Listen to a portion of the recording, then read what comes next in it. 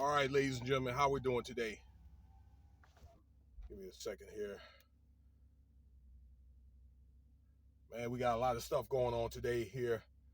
Well, it's going to be okay, but it's going to be a lot of people out. That's what I want to say for one large event. So, y'all know the Nuggets won the championship, I believe it was Sunday. Well, we have the NHL's, the Golden Knights in Las Vegas. It's a fairly new team. They just completed their sixth season. They won their first Stanley Cup this last Tuesday, right here in Las Vegas. Okay, and this is their second time actually going to the Stanley Cup in 6 years. They went their first year loss against the Capitals. I think it was 4-2 when they got here in 2017. And there's anticipated it's going to be at least a good 300,000 to 400,000 people out there. All right, so we're going to have that probably in about 4 or 5 hours from the making of this video today.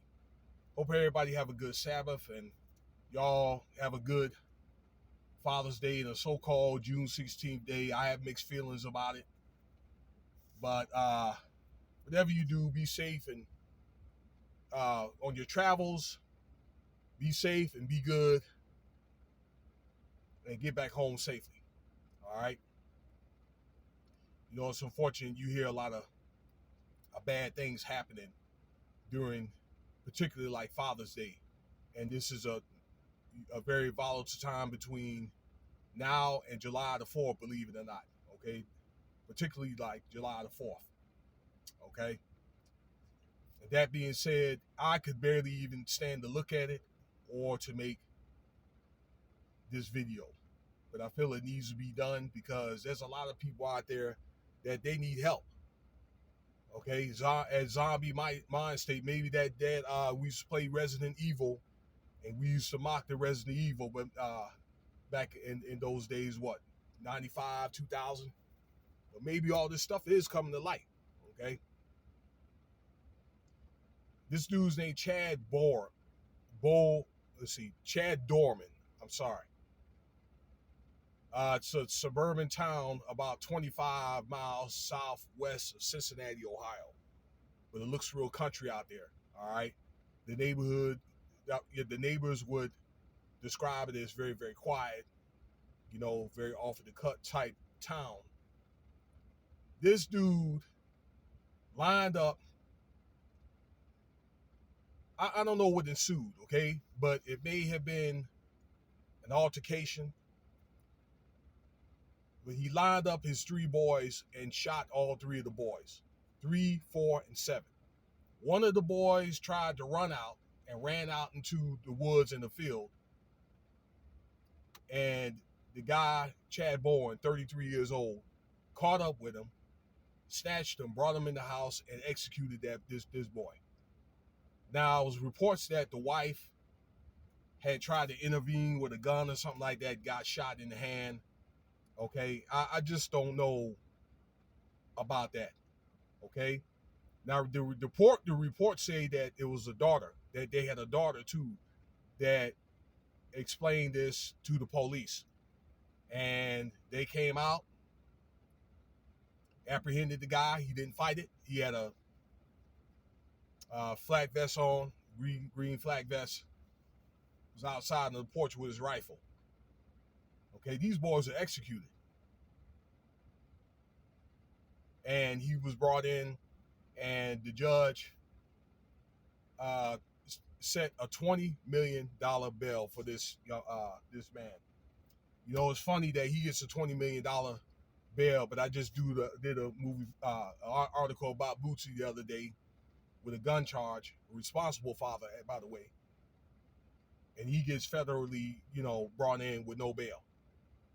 You know what I'm saying? Makes you want to go,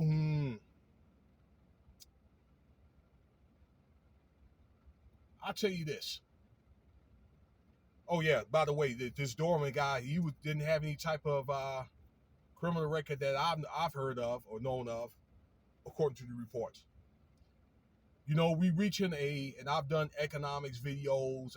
I did some videos about The current times right now. In fact, I've been warning people about this probably for the last like 6 months about some of the economic challenges that we're having. And I'm surprised that there's been a tourniquet put on this as long as it has been. I think that again, between,